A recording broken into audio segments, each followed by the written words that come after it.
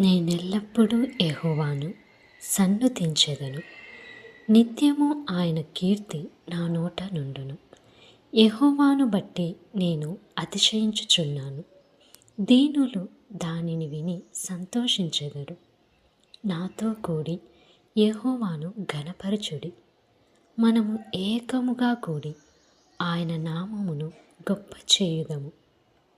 నేను యెహోవా యొద్ద విచారణ చేయగా ఆయన నాకుత్తరమిచ్చెను. నాకు కలిగిన భయములన్నిటిలో నుండి ఆయన నన్ను తప్పించెను. మీకు కలిగిన భయములను, మీకు కలిగిన విచారణములను కూడా యెహోవా అయిన యేసుక్రీస్తు అన్నిటినీ తప్పించి మీ ప్రార్థన ఆలకించాలని ప్రభు అయిన యేసుక్రీస్తును అడిగి వేడుకొనుచున్నాను. ఆమేన్.